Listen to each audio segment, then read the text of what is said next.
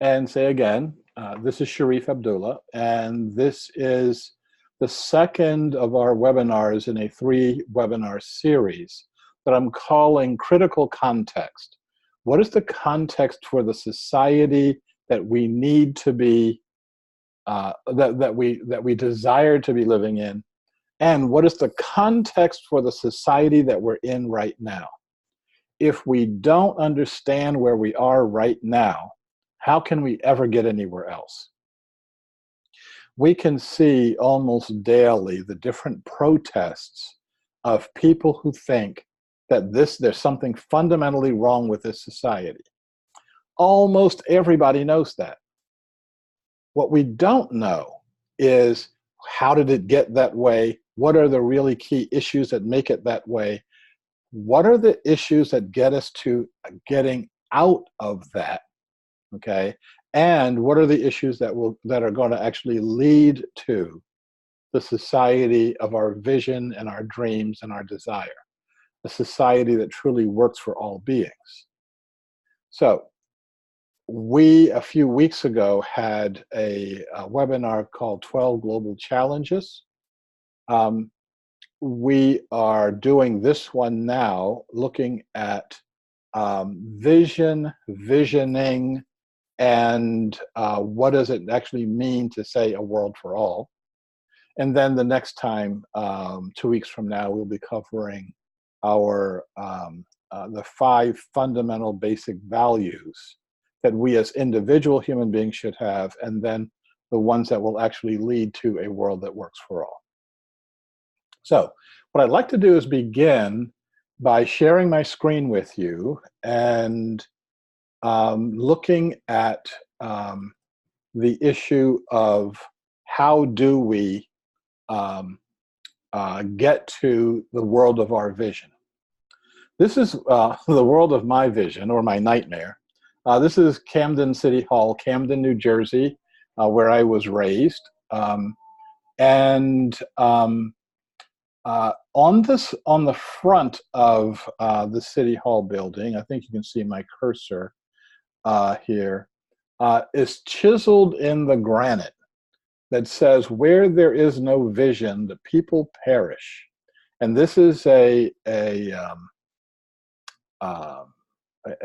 saying in the Bible, in Proverbs. And unfortunately, it's true. Now, this picture of Camden is the best Camden has looked in a very long time. This is what Camden really looks like. This is what the streets of Camden look like. It is right now an urban apocalypse. It's not going to become an apocalypse one day. It's not going to maybe degenerate. It is the poorest, it is the most dangerous city in America. And the quote from Proverbs really makes sense. The vision left Camden a long time ago. And along with these buildings perishing, the people have also perished. One of the journalists referred to Camden as simply as urban hell. And I happen to agree with him.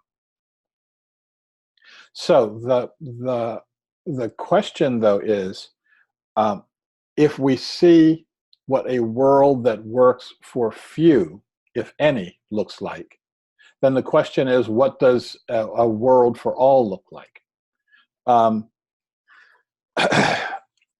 I want to shoot down some ideas. I'm not going to spend a lot of time doing it because we have a lot to cover tonight. But the first idea I want to shoot down is this notion of, I want to make the world a better place. How many times have you heard that? People have that, have posters of that on their walls. I know that several of the churches I go to when I'm speaking will have that as a slogan or a saying that they use. And it's a statement that is close to meaningless. It doesn't mean anything. um, saying I want the world to be a better place, or I'm making the world to become a better place. That's the same goal that Adolf Hitler had. He wanted the world to be a better place, and he thought the world would be a better place if he took the world over and killed all the Jews. Pol Pot wanted the world to be a better place. Stalin wants the world to be a better place. Donald Trump wants the world to be a better place. And each of them are doing this from the consciousness that they are holding, and that consciousness is part of the problem. This failure of consciousness is something that is an issue for us for a long time. So I want to again share my screen with you, and we all know this guy by sight, and we all know this saying by sight. No problem can be solved from the same level of consciousness that created it. We know it, we say it, we repeat it, and we act like it doesn't exist. We act like this is not true. We keep trying to solve our problems with the same consciousness that created the problems. When you look at the current sweep of Democratic candidates, all 2,000 of them, I have no idea how many of them there are. It seems like 2,000 up on the stage. All of them are trying to solve problems with the same level of consciousness that created the problem in the first place. What we have to do is start thinking about this in a completely different way. And when we are able to do that, when we're able to have a way of seeing, a way of thinking, and most importantly, a way of feeling, a way of heart visioning, we will then be able to say, oh, I see what you're talking about now. I told this story sometime this week, which is why it's kind of on the top of my head right now. This happened a few decades ago when my youngest daughter came out to Portland, Oregon to visit me for the first time. She was 7 years old at the time. I took her to my favorite hiking spot in the Columbia Gorge, which is Littoral Falls. And we're walking up the hill toward the falls. And she says, there's a gum wrapper. We walk a little further and she says, there's a beer can. And she walks a little further and she says, there's a tissue. And I realized at that point that she could not see the trees. And so there are trees all around and she can't see them. So I took her off the path and I said, okay, this is a tree. I want you to put your hands on it. Feel how rough the bark is. So she puts her hand on it. And I said, I want you to look up. And she had, because she's lived in an urban environment, she knows what tall is. She has a concept of tall. And she looks up and says, wow, So we walk over to another tree. I said, okay, here's another tree. And put your hand on it. So you put your hand on it. I said, look up. Walked over to a third tree. I said, okay, here's another tree. Put your hand on it and look up. And her jaw drops and she does this 360-degree turn and says, look at all of these trees. Now, at that point, she could see the trees. Until that point, she was walking through a room, a green room, that had a tissue which she could relate to. She'd seen tissue before, that had a soda can or a beer can, she could relate to those, and had a gum wrapper, she could relate to that. And then, after I took her off the path, she now can relate to the trees. So that in that 1 second, she shifted her perception that shifted her consciousness. So what we need to be doing is looking at what are the shifts of perception that will actually shift our consciousness. So in order to do that, I want to take us into a new section, but I want to pause for a second and ask if there are any questions so far. If anyone has anything that they would like to ask, or if anybody has anything they would like to comment on. I'm talking really slow because I'm waiting for you to put your hand up digitally. And if you can't put your hand up and you'd like to say something, actually turn your video screen on and then wave your meat hand around, and I'll be able to see you. Okay, and I'm not seeing any hands right now, and that's fine. And so I'm going to continue on right now.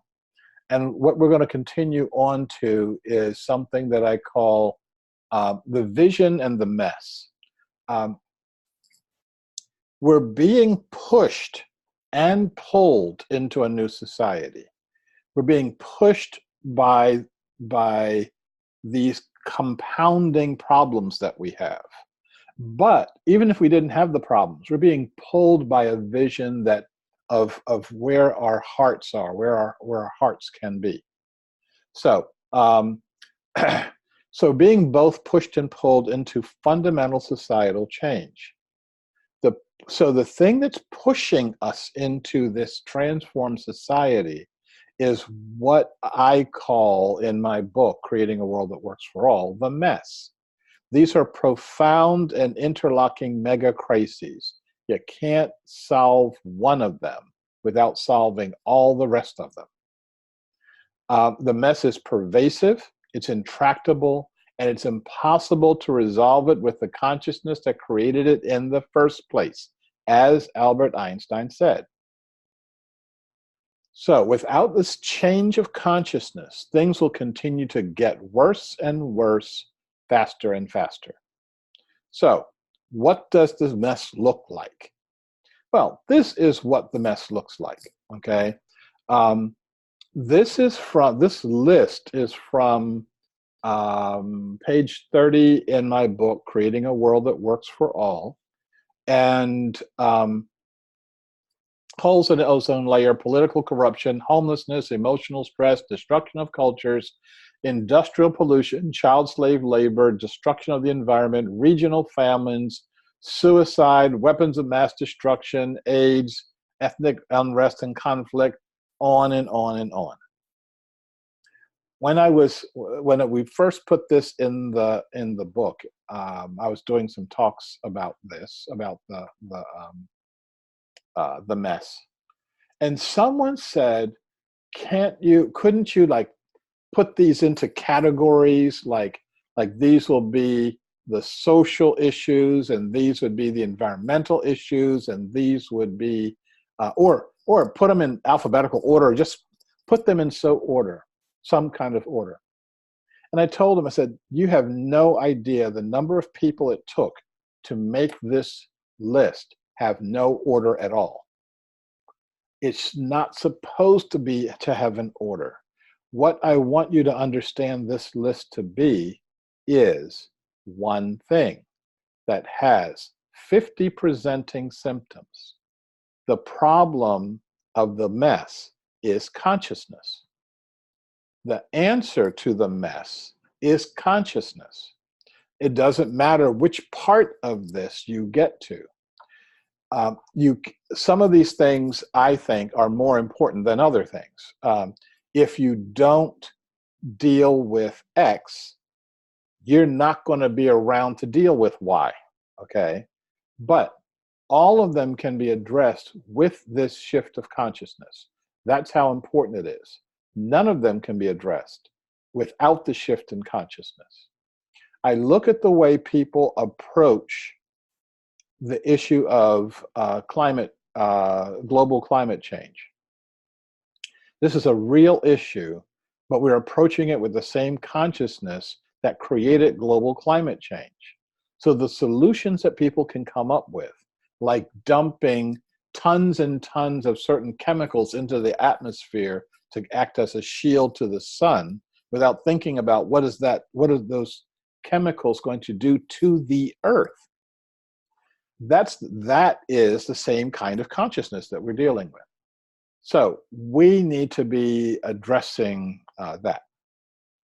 So how we respond to the mess depends on our consciousness, how we think, how we act, how we feel. So in the book, I talk about 3 types of consciousness. These are the breakers, the keepers, and the menders. The keepers are people who have always lived inside the Earth's tolerances. We refer to these folks as indigenous people, as native people, etc., as first peoples, as we should, with some level of respect, because they are our ancestors and their values are pointing the direction that we should be going in. They see themselves and all of their relationships as part of the human family. They refer to all my relations. Now, the breakers are the people who live on top of the earth. They don't live with it. They treat the earth like their playground, their piggy bank, and their cesspool. Their job is to extract the good from the earth and to put the bad back into the earth. These are the people that practice exclusivity, that practice I am separate thinking. I'm separate from these other people, so I can treat them really bad, and it doesn't matter to me. I'm separate from these other beings. I can kill them. I can destroy their habitat, etc. Doesn't matter to me. And I'm actually separate from myself. So I can destroy myself with alcohol and drugs. I can destroy myself with suicide. I can destroy the very fabric of my being. And so what? So the third group are the menders. That's us. That's those of us who are on this call right now. Those who see themselves as a part of the earth, not apart from it. So we're going back to look at the values of the native peoples. Those who pledge to live their lives sustainably, that have gotten over the need to get more and more and more and more and more. Those who pledge to mend the damage caused by the breakers, regardless of who caused it. And this is a very important point. So many of us are trying to blame each other for having created the mess. Everybody created it. Everybody created it. I created it. You created it. Everybody else you know created it. And that gives you amazing leverage and an opportunity to uncreate it, to take the power to mend the damage. That makes you powerful. We are those who practice inclusivity, that we are the ones who are saying we are one. Or in the way of our native ancestors, all my relations. To think of ourselves as being in that kind of a relationship. Okay, so these are the folks who are the keepers. These are the folks who put no load on the planet. These are the folks who operate from a current carbon footprint. These are the folks who once the breaker structure collapses, if we have not been successful, these are the folks who are still going to be there. Okay, when I was in the Himalayas some years ago, and I was sitting and working with people on the top of the world, in the furthest places in the world.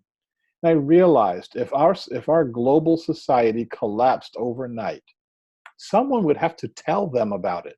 They wouldn't know it. They wouldn't, they'd say, there are fewer airplanes flying over, the skies are a little bit clearer.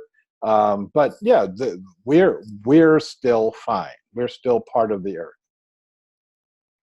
So the breakers are folks that look and act just like us, all of us. People who don't think of themselves as being a problem, people who think of themselves as being concerned, but they're just regular human beings. I put the slide of this amazingly cute little baby up there because this baby, by him or herself, consumes more resources than an entire village in Africa. This kid didn't ask for it. This kid doesn't particularly want it. This kid is being raised that this level of wastefulness is the norm. We have, I'm pulling my sticky out, my reminder on my computer that we've already this year exceeded the carrying capacity of our Earth in this society.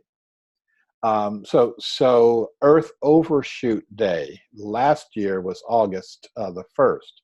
This year it was in July, and it keeps going up and up and up because we can, regardless of all of the things we say about climate change, etc., it keeps getting worse and worse and worse. Okay, so if I have a picture of who the keepers are, if I have a picture of who the breakers are, then what do these menders look like? So who are the menders?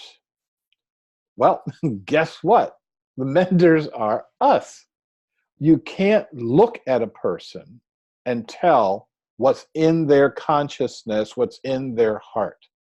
You can't say, oh, well, that one there's a white male, so because he's a white male, he's the one that's making the problem. Well, he definitely is making the problem. So is the little Asian girl. Okay, so is everybody else in that picture and everybody else in this call. If we can get our heads away from thinking that a person's status and not their behavior is the problem, we're going to take massive steps toward solving the problem. It's not about carbon in the atmosphere. It's not about the ecology at all. It's not about global warming. It's not about living a sustainable life. It's about consciousness. It takes consciousness, or the lack thereof, to put the carbon up there in the first place. It takes consciousness to throw all of our waste into Mother Earth and think she's just going to take it forever. It takes consciousness to glorify an unsustainable life and an unsustainable lifestyle. And that's the thing that needs to change. It's not about skin color. It's not about gender or orientation. It's not about religion.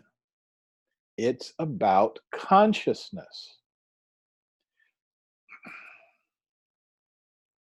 In the Black community, for, let's say, so many decades I can't think of what it is, there's a pecking order in the community. And the pecking order was, the lighter your skin, the better you are in the society. The more perks you get in the society. And so it became this really weird microcosm of the kinds of discrimination people were experiencing in the world at large. So the consciousness of discrimination is something that was sitting resident inside of each one of us.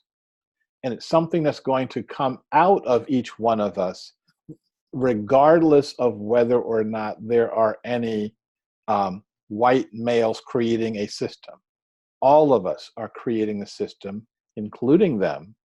All of us can change and transform that system, including them. Okay, this is a great time for me to stop sharing temporarily and to ask you some, if there are any questions or comments or thoughts, and see what your what's going on. So I'm looking for a hand going up, and I don't see any hands going up. And that means that all of you are just so simply stunned by what I've been saying, that you're the shy and retiring type.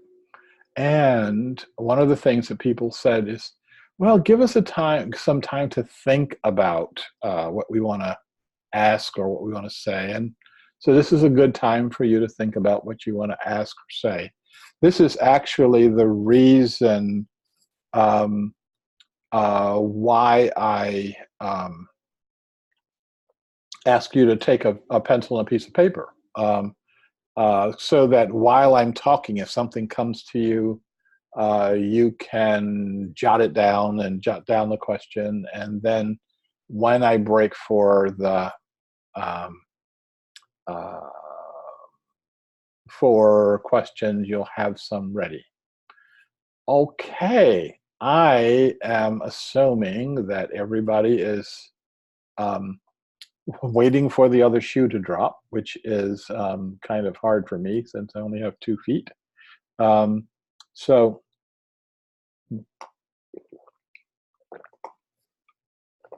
let me continue on. Oh, let's see, Nate is coming on board here. And if you can unmute yourself, I can, there you go. So, hello. I'm not hearing you, so, okay, try again. Can't hear you. Now I do, okay. All right. Oh yeah, no, it was a profound speech. Lecture. I was learning. With the story about your daughter just made me think about how I could have helped during the development of other children. Yep. You just shine in perspective, because I've had to distract the kids like you explained, but I was also curious to know, have you ever heard of Chris Hedges? He did a lot of writing on Camden, New Jersey. That's how I was kind of like, when you said you were from there, I was like, that's actually, my heart felt for you immediately. So, yeah. But yeah, but have you ever heard of him? Number one, yes. And his book, the book he wrote about Camden and some other places, I think the title was Days of Revolt, Days of Resistance, or something like that. And Delaney, I'm going to ask to start looking for Chris Hedges and looking for that book. It's kind of funny because when I was in a bookstore, and I was just walking by some books, and I saw the cover, the black and white cover of this completely bombed out city with a police car in the middle of it. And I said, damn, that looks like Camden. and it was. So yes. Chris Hedges. When you first came in with the good picture, I was like, that does not look like Camden. Right, exactly. So where are you from? Where are you based? I'm from Vallejo, California. Okay. But I'm currently standing in Olympia. But okay. Yeah, we had like a similar thing. My dad worked for a naval base that was in which was like, it was the place to go for jobs. It was giving everyone cancer carcinogens. And and then, like, they take the job, and then it's just like insurmountable struggle and poverty, and it's just kind of like, and it's usually in neighborhoods of color, because we were considered the black town, Napa was no African people allowed. Like that was Right. the acronym. Yeah. So yes, so I know of Mr. Hedges. I really his writing not only on places like Camden, New Jersey, and Wounded Knee, and all of the. He wrote also in his book. He talked about Appalachia, just all the different places that we would like to forget, that the presidential candidates forget. Okay, so this is something that I think is really important. I'm enjoying talking to you way too much. So thank you, and we'll talk some more. So if you can go back to mute, and I'm going to ask if there are any other questions that people have. I'm not seeing any hands, so I'm going on to our next part here, which is we talked about the push, all the problems that are pushing us into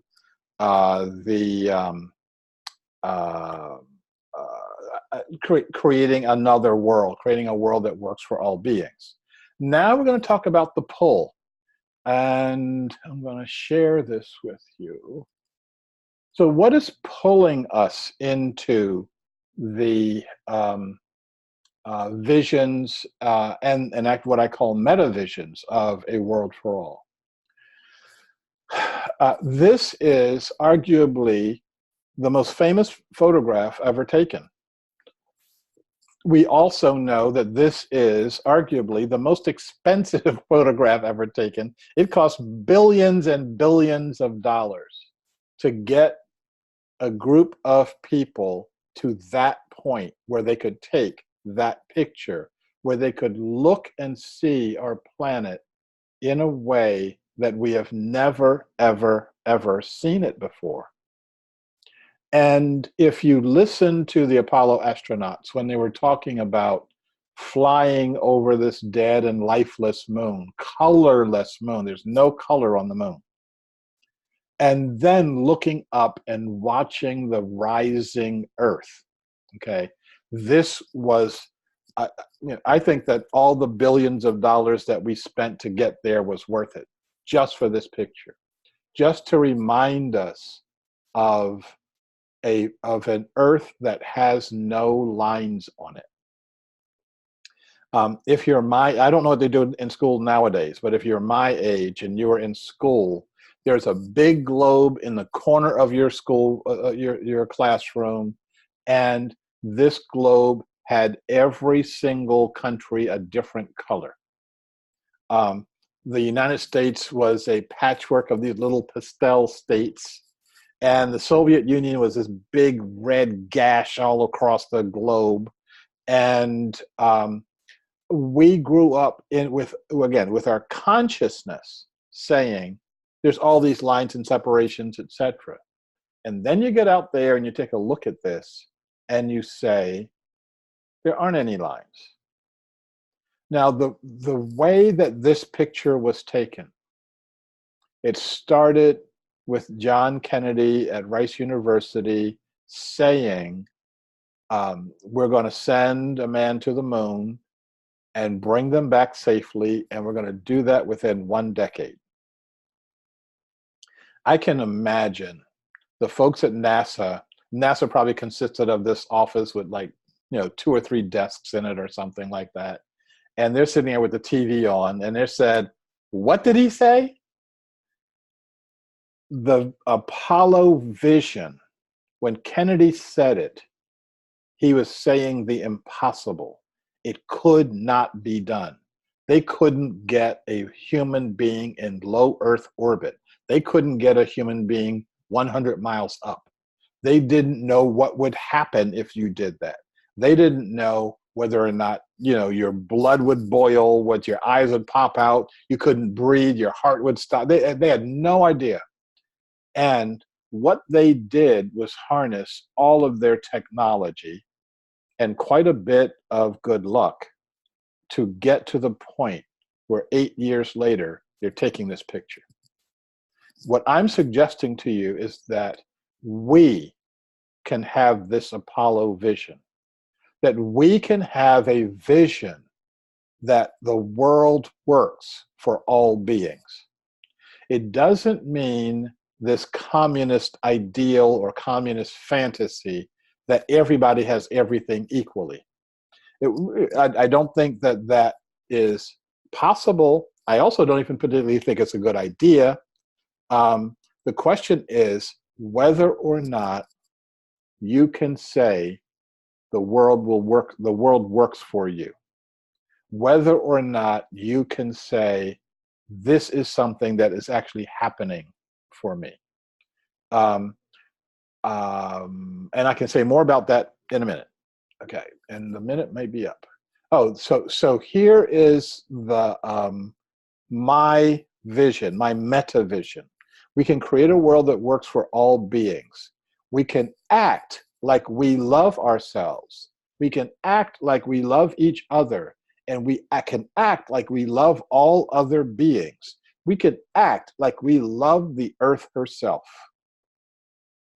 If you don't like that, if you don't think that's a good idea, then why not take William McDonough's meta vision? William McDonough says we can love all the children for all species for all time. Now, that's a major vision. That's a grand vision. Let's say you don't like either one of those. Well, my friend Mark Anielski, who wrote the book, The Economics of Happiness, Mark says we can create an economy of enduring happiness, an economy based on love, an economy that's not based on money, an economy that has moved away from money, an economy based on love, on enduring, ecstatic love. Now, how do you do that? Well, the first way you do it is to set the goal to do it, and then you can do it. Okay, I think I'm, oh, so if that's our vision of the vision of 3 people for the future, we have a current vision we are enacting right now. And the current vision is, let's kill this planet. And there's a guy by the name of Stafford Beer, which is actually his real name and not a microbrew, who said the purpose of a system is what it does. So we can talk about us being a democracy and all the great things that we talk about, life, liberty, the pursuit of happiness, etc. But that's not what the system does. The purpose of our system is to make rich people richer. That's the main thing it does. And we are willing to kill the entire planet to make that happen. Now, some of us have gotten the idea of having a different plan. Let's kill the planet slower. And I call this shallow sustainability. We want to do everything we can do to save the earth, as long as it doesn't cost too much, as long as we don't have to change ourselves or our lifestyles too much, as long as we don't have to question our basic attitudes or assumptions about work or money or anything else. So this guy said, I sit on a man's back, choking him and making him carry me, and yet assure myself and others that I am very sorry for him and wish to ease his lot by any means possible, except getting off his back. So we're willing to go a distance. We're willing to change our light bulbs. We're willing to buy the Prius. We're willing to, oh my God, I have to recycle. Oh my God. So we're willing to do that stuff. But in terms of looking at how we actively support the systems and structures that are grinding the earth, that's not very convenient. So let's not pay attention to that. Let's not look at that. Okay, so done with sharing again. And I'm going to, this is another pause point where I can ask for questions or comments or thoughts of how we want to do things. I'm looking for hands going up. I'm looking in the chat window, and I'm not seeing anything. There's a hand that went up, so I'm going to invite Jimmy to turn on his video and turn on his microphone, and we can talk. Your microphone is still. Okay. We just did that. So I'm not hearing you though. Say some more. I'm sort of hearing you. Say what you need to say. So yeah. I'm sorry, I'm not getting you. I'm looking to see if there's anything I can do to make this happen. I heard you for like really briefly. So why don't you say a complete sentence and see if that jump starts your microphone.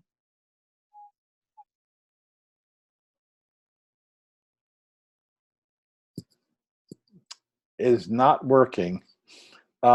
So if you can write your question, and Delaney will get that transferred to me. How about now? How about now? Yay! Yeah. Okay. Yeah, let's keep pushing. Just keep pushing buttons, right? Call. So thank you. Yeah. I just want to appreciate you and Delaney and Nat who got me into here, and also that I realize you've done a heck of a lot of great work and that I've missed and haven't been exposed to yet. But I did read up on you slightly before I came here based on their recommendations, and I'm happy to be meeting you and hearing from you. And I realize there's a lot more that's in there, and I look forward to seeing what happened a couple weeks ago as well. So mostly I just wanted to say hi and thank you for that. And I'm just open to hearing more of how you want to take this conversation forward. And obviously I and everyone else on here probably has a lot of pieces and things to add, but other than that, nothing in particular other than carry on, and I look forward to participating in whatever way is best. So thanks. No, I appreciate you saying that. I appreciate your being on the call. I also want to say for the people who, there's some people who just time-wise, they're in a different time zone. They can't access this, so they're accessing it by the recording. And I also want to say hi to them, and I also want to say that their input is really important also, and this is how we're making a new world. So thank you, and I'm going to invite you to go back to mute and no video, and I'm going to look to see if there's any other hands up or anybody else who just wants to turn on their camera so that they can get recognized. Oh, I see Robin's got her hand up, and if you can unmute yourself and well, turn your video on, that would be good. Hey. One week you're going to have the light coming from in front of you, not in back of you. It's actually a kind of a surreal effect there. That's so yeah. Oh, that's what you look like. Okay. Okay. So I'm just thinking out loud about how you've just described the purpose of our current system. There's something intrinsic in that brings so many of us to a place of emptiness. So it doesn't matter whether you're the white male at the top of the totem pole, you can still have that emptiness and be trying to fill it with drugs, alcohol, whatever. And so many people that I talk to lately who are on the edge of suicidal, their words are all about how I don't matter. If I died, nobody would notice. Mm-hmm. So it's this emptiness that's just really striking me. Think about, number one, absolutely correct. And I'm getting the same thing either directly or indirectly. I'm seeing like a lot of young people with this veil, this deadness in their eyes. It's like, I am not a part of this system. I'm not needed for anything. I don't have an identity that I can call my own. I don't have an identity that actually has any relevance or any meaning for anything. And I don't matter. So why not? And then you fill in the blank. Why not use the drugs? Heroin is at epidemic levels again. You know, I find it really interesting that back when Camden, New Jersey was awash in heroin, they didn't say that people were victims of an opioid crisis. They said they were a bunch of junkies, okay? And it's only when the bunch of junkies have turned into your children and your grandchildren, you start talking about them being victims, and you start looking for treatment, not punishment, and things like that.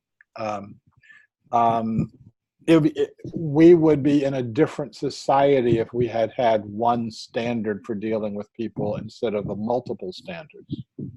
But this notion of I lack an identity, and because of that lack, I'm going to do everything that I can to get an identity, okay? And that may be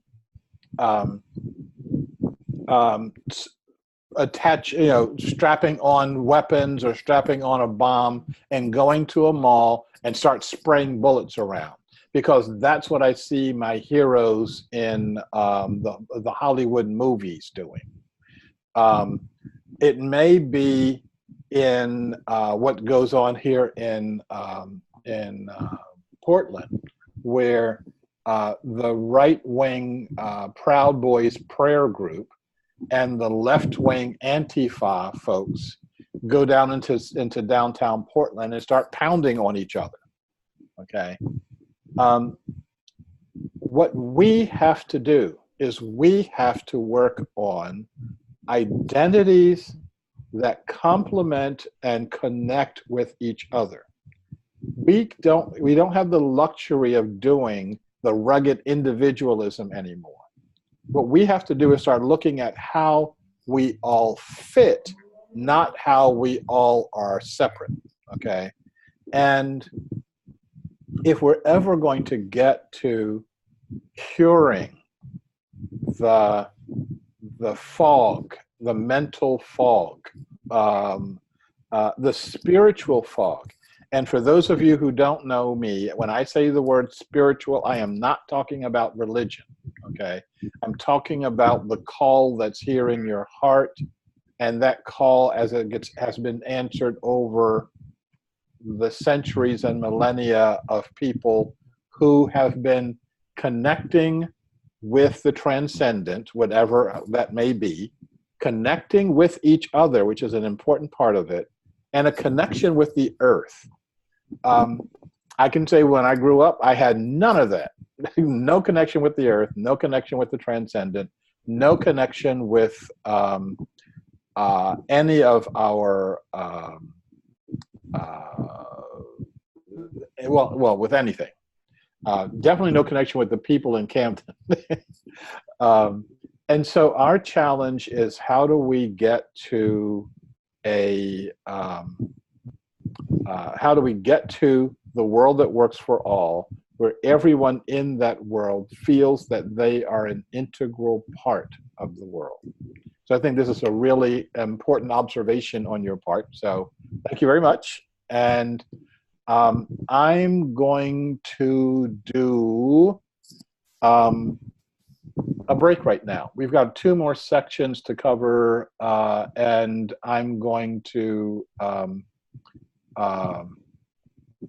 I will get to those, but why don't we take a 5-minute break? And this is going to give you an opportunity to think if there's any other questions you want to ask. The next section that's coming up, I think, is just really, really important, and I want to spend good time on that. And so let's do 5 minutes, and I will call you back. Thank you, and I'm going to hit my. Well, we're going to put the slide up and put me down. Okay.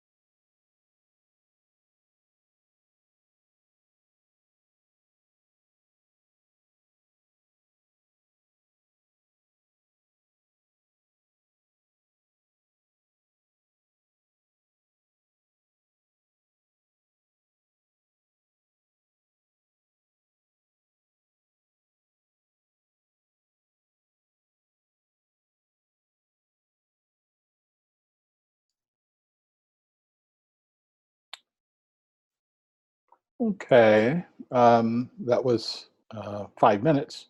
So let's go ahead and get restarted. Um, something before we get started on the three circles analysis, I want to during the break I was reminded of something that I wanted to say in relationship to what Robin brought up. I don't know if you've heard of the flat earthers, people who who are claiming that the Earth is flat, and they're going around espousing that and trying to debate with people who actually have flown in an airplane before. And I don't believe that most of them even believe that the Earth is flat. I think that they're saying that to get attention. I think that they're saying it to say, oh, look at me, look at me.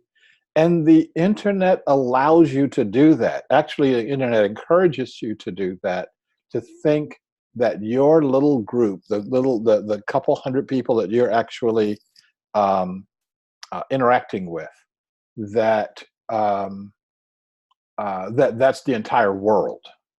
Now, I think that the flat earthers are essentially harmless because at the bottom line, it doesn't matter. I want you to go to the edge. I want you to go to the Arctic, the Arctic Ocean, and I want you to go over the edge. I want to tell me what's over there.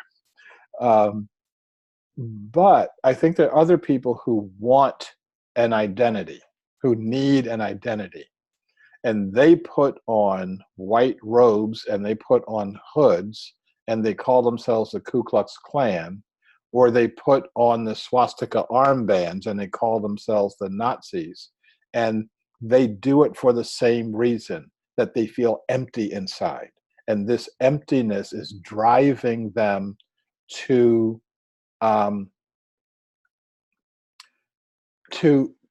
acts that are just as absurd as the flat earthers, but in this case are a lot more deadly when you start looking at the mass shooters on all sides, who have been trying to commit suicide in a way that their lives will have meaning to them. What we have to do is start creating a situation where their lives actually matter. I firmly believe in the Black Lives Matter concept. I firmly recognize the necessity of that came out of the police shootings, etc. But I don't want to overextend that. A person who is empty inside, a person who is hurting inside, that person is dangerous to themselves, they're dangerous to others, and it doesn't matter what the color of their skin is. It doesn't matter what their genitalia is. It doesn't matter what all of these circumstances are. We have to address the issue directly and get to the thing where people can start living in community again in ways that will feed our soul. So that's a good segue to get into this, what we've been calling the 3 circles analysis. This is a piece of work that is really, really important. And what I'm doing now is an ego check, because it's important. Not important just because because I was instrumental in it being here. It's important in its own right. And while there are a number of people who came together to make this analysis, before we get into it, I want to share. When was the last time we had a really unique political, economic, spiritual analysis of the world and our society? Well, way back in the 1700s, we had the notion of democracy, the Enlightenment, all of the things that came out of the American Revolution, the French Revolution, etc. Shortly thereafter, we had Karl Marx working on his own in his study or in the library, looking at society in a vastly different kind of way and coming up with communism. And from that, there were several liberation movements that came out of Africa that got labeled Pan-Africanism, but that really did apply to people living in Africa and people living in the African diaspora. So what we're talking about is a whole new way of looking at the world, and to me, the most important part of looking at the world this way is that it doesn't make anybody wrong because of their status. It doesn't make white people wrong, or black people wrong, or women wrong, or children wrong, or rich people wrong, or poor people wrong. This is something that fits in with all of us, and we can see how each one of us in our behavior can contribute to a dysfunctional society. Each one of us in our behavior can contribute to something that is that can breed health, healing, connectedness, common purpose for all of us. Without further ado, have no more ado here. So let me share this with you. Okay, and I will say that some of the key players in the three circles analysis were Dr. Vinya Aryaratne in Sri Lanka, and also Greg Genshaw here in St. Louis, and I was looking to see if he was going to be on our call today, really helped in pulling this together. One last thing is that a scholar just wrote a book on that included the three circles analysis, so people are starting to talk about it after X numbers of years. Okay, so let's get started on this. There are three principal factors that interact to make up any society. Now, we know there's a million different factors to make up any society, but when you look at everyone around the planet, they've got some combination of consciousness, economics, and power.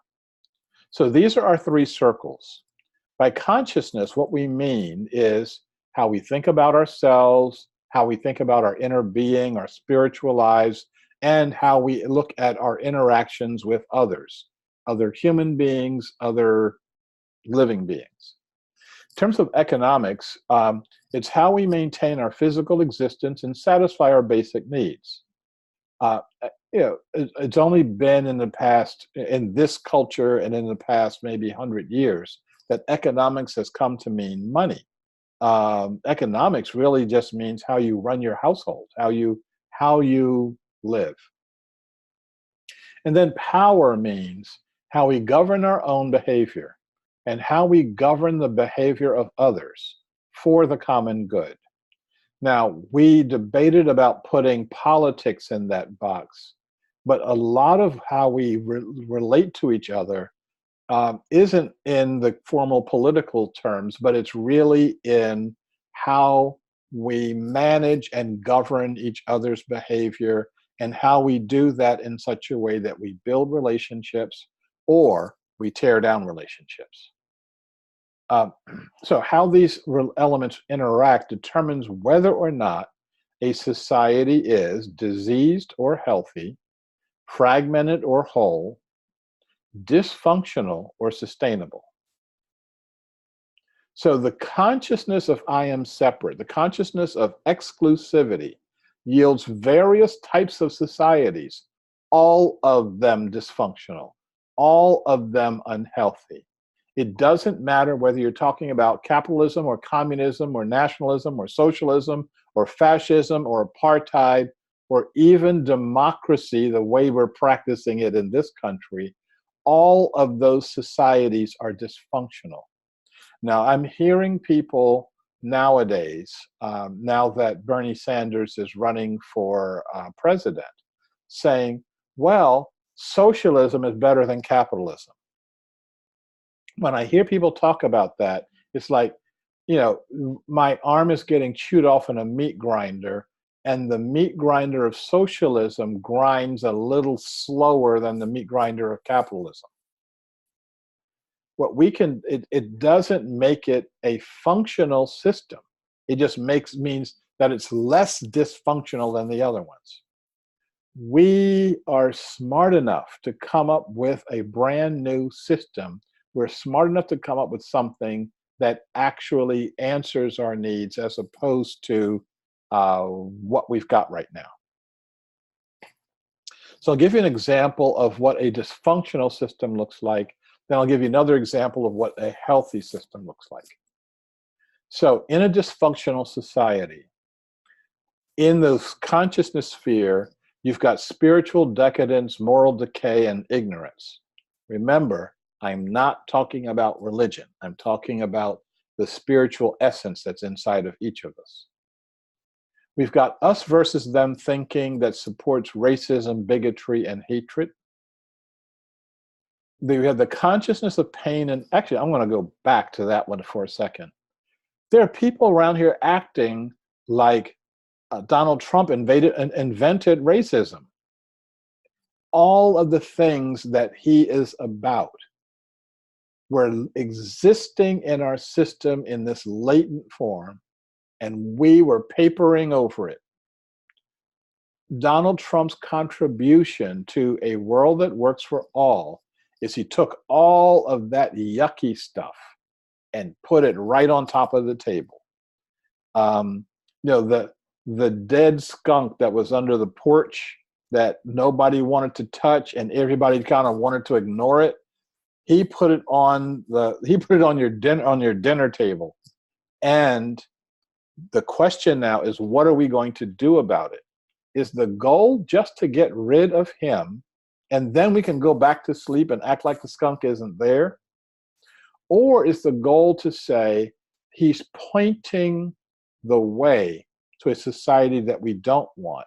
Where's the society that we do want? Okay. The consciousness of pain and suffering and lack leads to suffering, anger, and violence. So everybody who picks up a gun and goes to the mall and starts spraying bullets around, that person is in pain. And the pain that they're in is not visible, especially if you believe you have the politics that say that a person's exterior status determines their interior values and motives. So we attribute to the notion of white male patriarchy attributes to white males power that they know they don't have. So when you tell a powerless person, you've got power, we hate you because you've got power. What does it do to them? Well, it doesn't do anything good. And when you see people going into the mall to blow people away in order for them to feel good, that's what's going on. This is the most important part, the notion that I have no future. I have no future that I can interact with. My future is determined by all of these external events that are so large, so big, so far out there, we can't even begin to determine it. This leads to depression, it leads to despair, it leads to suicide. Okay, then again, this is where we're analyzing a dysfunctional society. In terms of economics, poverty creates an atmosphere of depression and despair. The gap between the rich and the poor leads to greed and envy. And the promotion of non-sustainable lifestyles, that as though non-sustainability is a really good idea. So we see the programs, lifestyles of the rich and famous, and people who have houses way bigger than they can ever use. They're wasting money here and there, and everybody else is like, "Oh, I wish I were them." And then you watch what happens when they commit suicide. With millions of dollars, they commit suicide. I want to talk about the gap between the rich and the poor. It's not about a minimum wage. I think that the minimum wage debate is among the more ridiculous things that we can talk about. And I pick on the president of Starbucks simply because he's so convenient. This is a man who has a straight salary, not adding on his bonuses or stock options, whatever. He just gets a paycheck, and that paycheck is $24 million a year. Now, giving his workers $15 an hour is a meaningless amount of money to him. If and when we get to do this, we'll say, no, it doesn't matter what the hourly is. We're just going to tie it to your salary. So every time you get $1, your worker gets a penny. Now, that sounds like an obscene amount of money, but his relationship is more like he gets $10,000 and the worker gets a penny. And so what we need to do is to narrow the gap by making everybody an owner, making everybody a worker, making everybody an investor, because we are. I could say more about that, but we're going to move on. So in the power sphere, power is right now is in the hands of elites.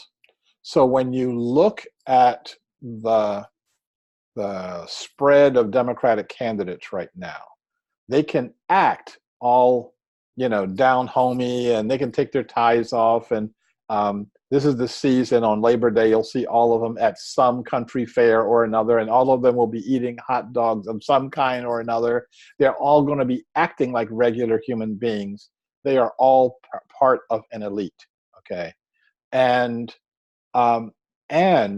their ordinary people have little power to actually change their lives. And violence is used around the world to gain or to keep power.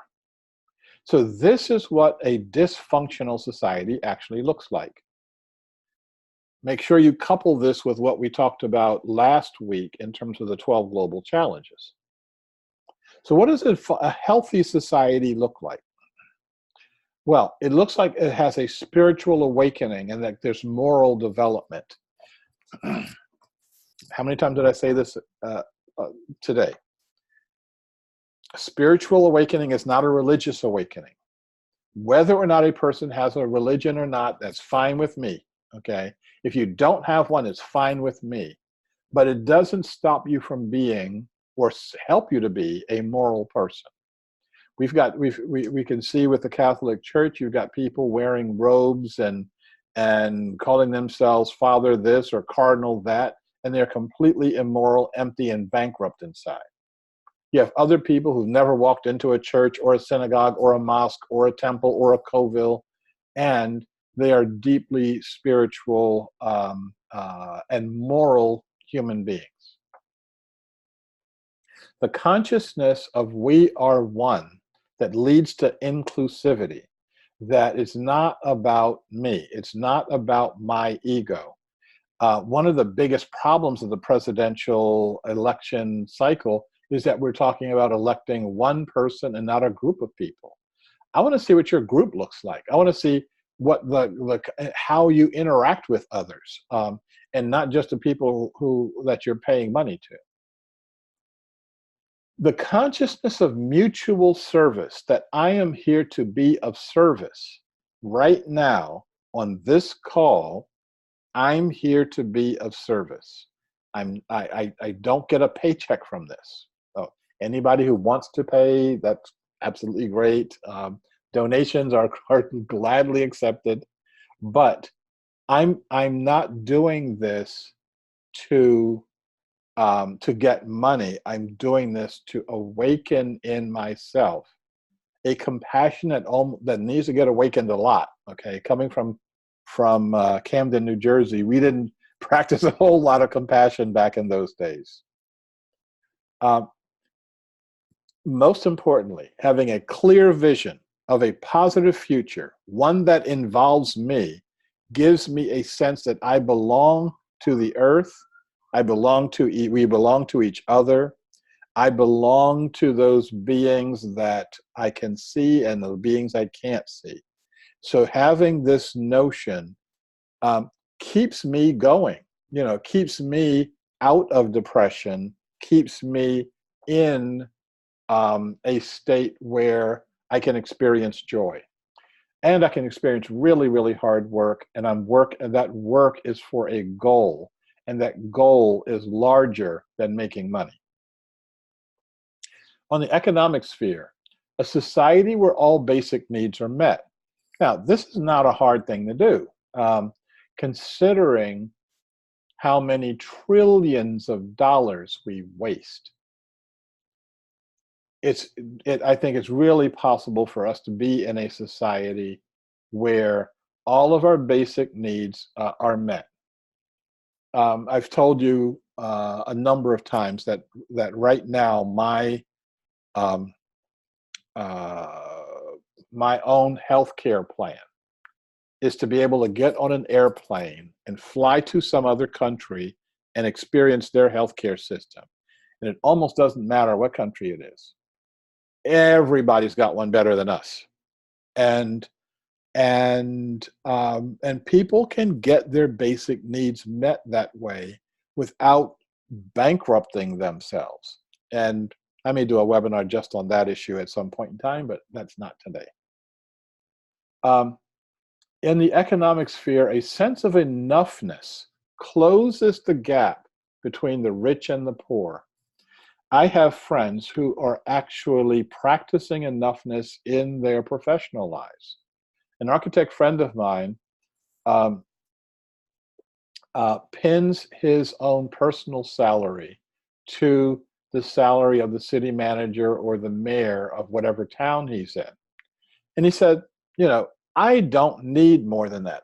I could make $10 million in a year, but what would I do with it? Ask Mr. Schultz, the head of Starbucks. I'm sure it's just piling up in a bank account of his. And once I know how much is enough for me, to know, for example, that this relatively small but spacious for one person apartment is enough for me. I'm happy here. Once I recognize that my happiness isn't revolving around stuff, I can have a sense of satisfaction in what I do and the work that I do. And it narrows the gap between those who have and those who have not. And we can actually promote sustainable lifestyles. I talk with positive energy about the fact that I live in a 100-year-old apartment. I talk with satisfaction that I drive a 20-year-old car, and it's still working. My car loves me, and I love my car. Okay. Now, if I got my ego from the car I drove, I really would need the Maserati that I keep joking that I'm going to get one of these days. So the challenge is can we create an economics that actually is an economics of healed human beings? So in the power sphere, people have power over their own lives and their own destiny. What a concept. It's not controlled by some people in Washington, D.C., 3,000 miles away. It's not controlled by people who are at this elite level and we have to do it exactly what they tell us to do. That the democratic power is at the most local level. This was Thomas Jefferson's dream up until the time he died. He called it having ward republics, that every ward, every county would be its own sovereign power. So instead of concentrating power up into the federal government, we would be trickling all that power down into the most local governments. Some of the local governments would become despotic and corrupt. Okay, go to the next one.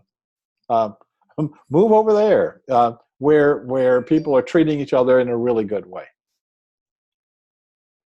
And violence is not a tool to either gain or manipulate power. Now, that's the society that we're pointing to right now. I'm going to talk a little bit faster because I got a few more slides on this, and then we're going to, I think we're going to do some groups. Okay, so society consists of the three elements: consciousness, economics, and power. Change them and change society. It's that simple. We can all go home now. Except it's not that simple. All three of these elements have to shift. Those of us who were experiencing the 1960s, we could feel the consciousness of society begin to shift, and shift in a positive way. Regardless of what you've seen in history films and things like that, it really was this almost awakening. We would ask us, it's like, is society really going to change right now? Is this it? And the problem was we were not paying attention to the economics. We were not paying attention to who and how and where the power was, and everything shifted right back. Okay. Now, we've got an opportunity coming up again right now. I'm willing to be helpful in that opportunity. It's really up to you, especially those of you on this call who have less gray hair than I have. And you need to be taking these analyses and actually using them and actually broadcasting them, and doing that in such a way that you get the wheels turning about an issue about global climate change, but about so much more. We'll develop a society where people act like we're all related to each other. So we're going to develop a relational consciousness, a relational economics, and a relational power. So I talk about the idea of what does consciousness in a relational society look like? What does economics in a relational society look like? What does power in a relational society look like? Okay, so what it looks like is having inclusive consciousness. Now, inclusivity is not inclusion, it's not inclusiveness, it's not trying to get some of your friends into a system. It's really the recognition that we are one, including being one with the people that you don't particularly like. Okay, so this sparks a notion of global vision, that we start seeing ourselves as part of a global human family, that we develop an inclusive notion of wealth that's not based on separation or greed or all these fantasy desires that everybody lives in a mansion and everybody has a wasteful lifestyle. And in power, the notion of inclusive leadership, that we're catalyzing an inclusive, authentic, committed leadership, that short-sighted partisanship is no more. So I have a friend who went around to congressmen. I don't remember what election year it was. It was the election cycle before Obama ran, okay? And he went to the Democratic and Republican leaders in each congressional district.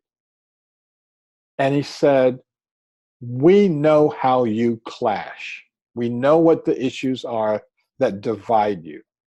Are you willing to say anything, one word, where the two of you agree on anything? And in all of the congressional seats that were up for grab on that particular year, he couldn't find one group, where the opponents, where the candidates were willing to say, even today's a nice day. We're not willing to say, I love my district, and so does he. And that's because you don't get elected that way. You get elected by pointing out all the problems, etc. So this notion of inclusive leadership is we would all help each other to be the best leaders that we can be, and that we would do that in such a way that all of us would benefit. So the inclusive society is not going to happen if we wait for vested powers to create it. Vested powers have an interest in what they're creating. They are right now sustaining and creating the consciousness of fear. They want everybody to be afraid and to be afraid of each other. They're sustaining the economics of greed and poverty. Okay, people are hoarding because they're so afraid that they may lose out. And they are supporting the leadership of the elite. We elites up here, we went to school, we know what to do. You people down there don't know anything, and we're the ones that have to lead you. Okay, so that's a whole lot, and I want to give us an opportunity to ask any individual questions while I look at setting up some breakout rooms.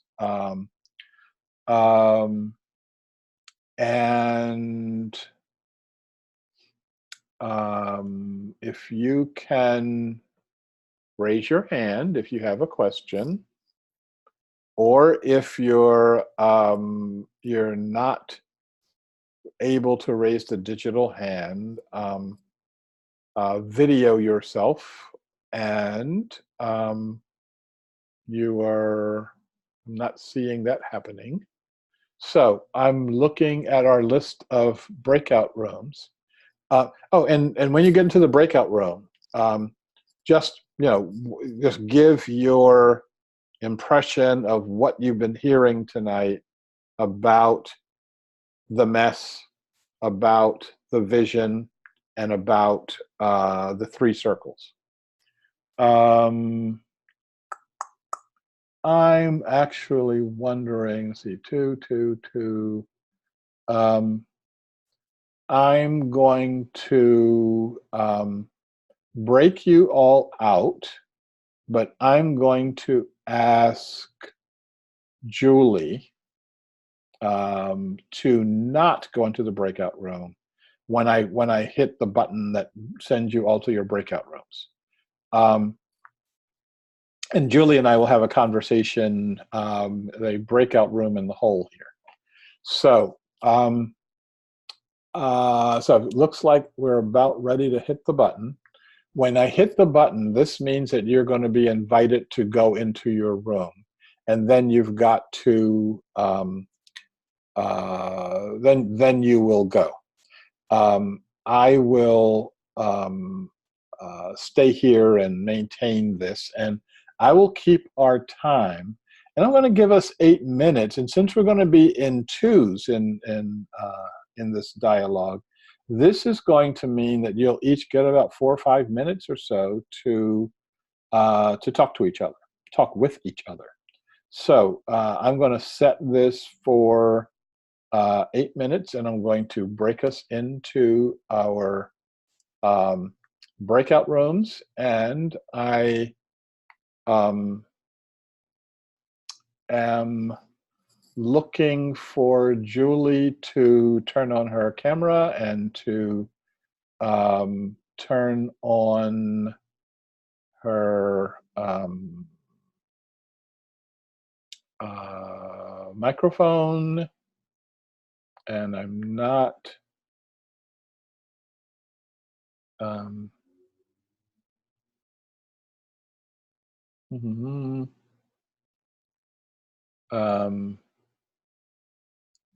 I am not, Julie, seeing you or hearing you.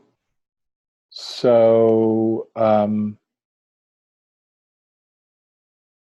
and it looks as though you moved to the breakout room. So I'm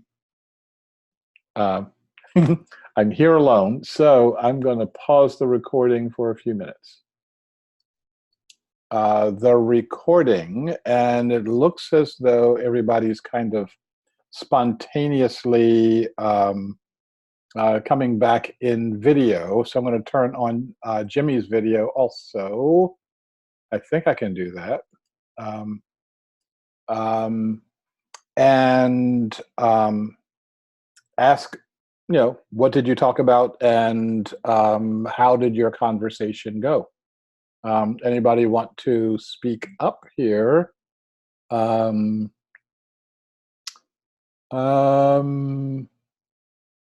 make me call on somebody. Remember how that was in school? Everybody hiding under their desks. Matthew, yes. Mine will be quick and easy. We didn't have a conversation because I couldn't reach Bill. Oh, okay. And Matthew, you got your hand up? Yeah, I was discussing a little bit about stuff I've discussed with Delaney in private about how do we do this at a societal level, how this ties into social trust, how do we expand these models to like all these things. I thought about things like as I was going home, I was thinking about governments, where do we tax wealth? Well, we ideally tax bads and spend money on goods to maximize utility. And I also wrote about, I thought about externality theory. How do we make people see the consequences of their behaviors at the cash register? How do we make it so that when you drive your car, you see that pollution in your bill, whereas today you mostly don't.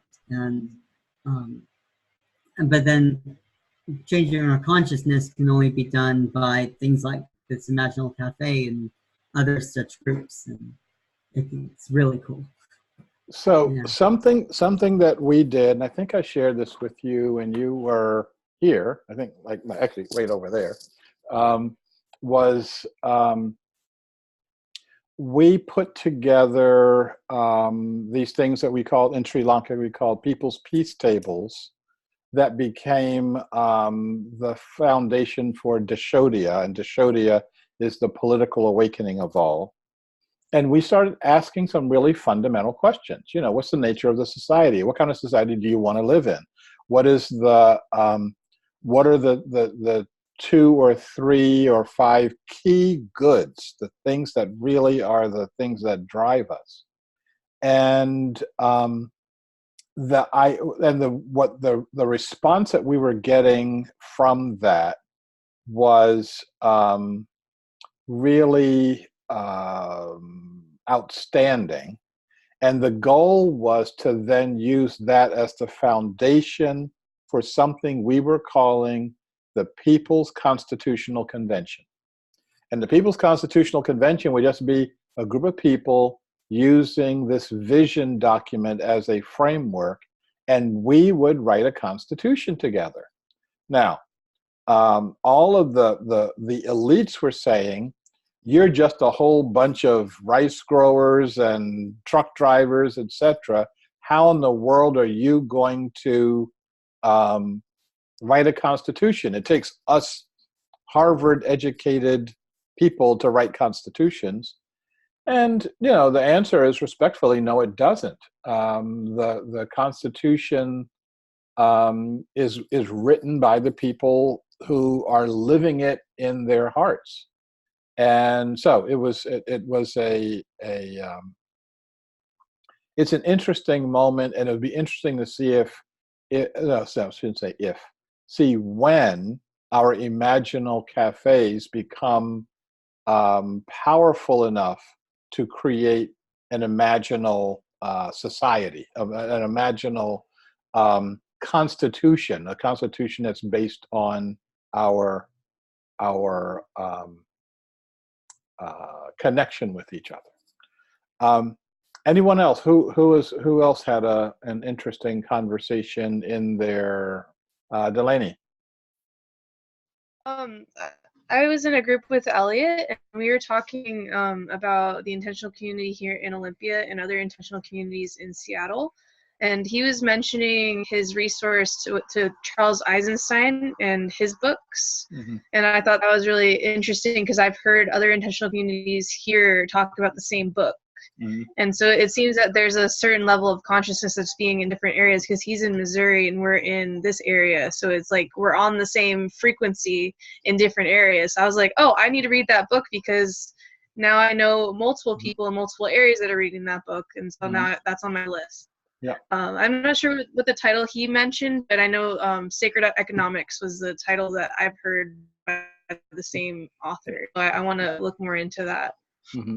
And Elliot, if he's still there, maybe he can tell you a bit more about Charles Eisenstein. Yeah, well, I'm familiar with Eisenstein, and I'm familiar with Sacred Economics. I read that one. I know there was another one that came after that. I'm not sure whether I read that one or not. The first one that I read was The More Beautiful World Our Hearts Know Is Possible. Right. And that a lot of people like that title, and I think the book is very adroit in speaking to people who may not be sympathetic already, but doing so in a way that appeals to them and doesn't put too much weight on things ideas that will repel them. So he handles things with a lot of finesse and delicacy, but still cogency, in my opinion. So I'm quite impressed with him. And then his latest book is Climate: A New Story, where he argues, and I'm sure you would agree, Sharif, that carbon is important, but that's not the only environment-related issue that needs attention, and that we're hurting the environment in many ways. Yeah. And I don't remember if I mentioned this in when we were doing the 12 Global Challenges webinar, where the men in Sri Lanka, especially in the East, who go out on their bicycles and cut down the forest in order to sell for firewood. And they know they're harming the environment, but they also know if they don't do that, they don't eat that night. Their families don't eat that night. And so we can have this very self-centered view of the environmental issues, like, oh, they shouldn't do things like that. You know, they shouldn't cut down the forest. Well, they know they shouldn't cut down the forest. You know, the question is, do you like eating? Do you like watching your children eat? Or you want to starve them for some, notion of an ecological good that may or may not come in the future? Now, this line of guys, I call them the termite men, the line of bicycles going out into the forest is 20 miles long, okay? All of the guys are going out there cutting down the forest. It's not a good idea, but it is what they're doing, and it's how they survive. So we need to create a new economy that makes that behavior irrelevant. And that's the work that has called me literally around the world. And the work we do here in the United States has to fit in that, okay? We have this notion that the United States is the entire world, and we can just do anything we want, and well, it doesn't work that way. Okay, I'm zipping my lip. Anyone else have anything that came out of their few minutes of dialogue? Robin, you gotta unmute yourself. There you go. With Matthew, the thing that keeps focusing for me is my conversations with Sobanfu Somé about what a small ancient African village is like, and how their system is driven for others. Okay, Robin, you are breaking up. I can't really hear you. I'm going to invite you to turn your video off so that we can concentrate on your words. Okay. You got to a point where I couldn't understand what you were saying. Okay. Yeah, you were breaking up for me too. Maybe my signal's bad. Okay. Can you hear me? I can definitely hear you clearer right now. Yes. Okay. So talking about the ancient African village and how the system's purpose is to support and bring forth the life's purpose of every single individual. That's like totally foreign to the way we live and the way we think in our culture. Yeah. But it's a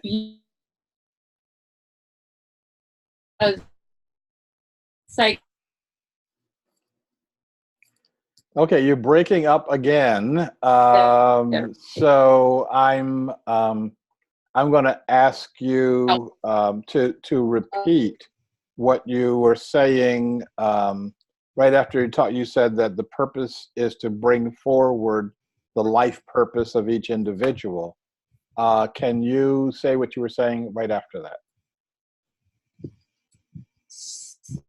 So it's like totally a concept that's non-existent in our culture right now. The idea that every single one of us has a purpose for being here, and that we can live in ways non-competitive, and instead I support you to bring your very best stuff, and you support me to bring my very best stuff forward, and it helps us all. So we all together into something higher. Number one, yes. And number two, and this is troublesome for me on a number of different levels. The number of people, especially young people, who say that their goal in life is to be either rich or famous or both. And unfortunately, one of them is one of my grandsons, and who's become a young man now. And when I was asking him, like, what do you want to do? And I want to be rich. And it's like, okay, be rich doing what? And he says, doesn't matter. All I want to do is be rich. If somebody gives me $10 million, I don't have to do anything. And that, so there's that consciousness.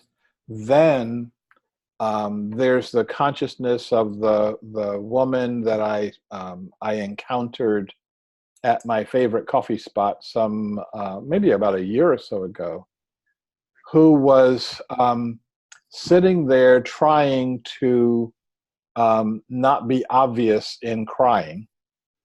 And I went over and asked her, kind of, what are you crying about? And do you want to talk about it? And it was, I'm 30 some odd years old, and I don't have a good job, and I don't have, enough money, and I don't have this, I don't have that, and life is too hard.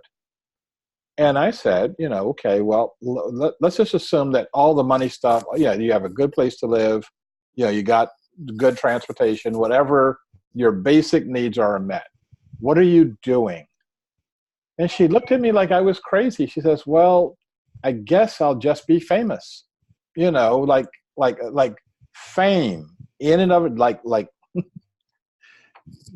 I assumed that she was saying, I just want to be Kim Kardashian. Okay. I don't want to contribute anything to society. I just want people to look at me, and I think that if that's how our young people are coming out of school, then school is not doing them any favors. We need to have the thing that people are willing to fight for, the thing that people are willing to sacrifice for, the thing that people are willing to as Gandhi says, things that I am willing to die for. but not something I'm wanting to kill for. And so this becomes our task to get people to a point where they recognize that we are the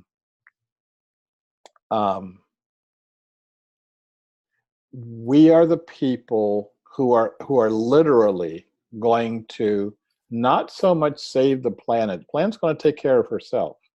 We're going to save ourselves. We're going to save our society. And we're going to save it in such a way that people will look at us as the founders of a new society. Now, that, I think, may be a good spot for us to wrap up for tonight. I literally went through about 30 slides on a deck that has 107 of them. So we just skimmed the surface tonight. But I think that this is a good foundation for our work. For those of you who were not in on the 12 Global Challenges call, I would strongly recommend that you get the video. I think it is available on YouTube if you just put in 12 Global Challenges. If you have a problem with it, get it back in contact with me, Sharif@commonway.org. And I look forward to you being with us in a few weeks. And I see Delaney with her hand up, and she's going to unmute herself and remind me, or remind all of us, to do something. So I put the link in the chat box if you want to go check out that webinar. It is in the chat box. And also, Elliot mentioned that he wants to get access to the link too, and he wanted to share his email so that he can have more access to these videos in the future. Mm-hmm. So Elliot, do you know how to use the chat box? I'll unmute you so you can talk. I do on my computer, but I'm not sure on my phone. Would you be comfortable giving out your email right now just so we can keep you in contact? Sure. Elliot, ELIOT, @EJR.ME, Mary Edward. Cool. And if you don't get direct newsletters and things like that from Commonway, it's because I don't have your email address. If you want to type your email address really quickly into the chat box, I'll get you into the newsletter. If you've already got that, if you've already are getting stuff from me, and there's a lot of stuff that's coming down the pike right now. We're going to have a very interesting fall that I'm getting pumped about. So we will be ready to rock and roll. Thank you so much for participating. I was talking with a friend of mine who does not like doing Zoom calls. I said, when you're able to see the people you're talking to, it works out really well, So thank you, and good night. I'm going to invite everybody to unmute yourselves so that you can say good night. I will look forward to you seeing you again on another free webinar 2 weeks from now. Yay. So, good night. Same time. Blessings.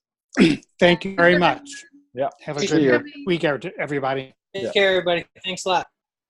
Okay. Bye.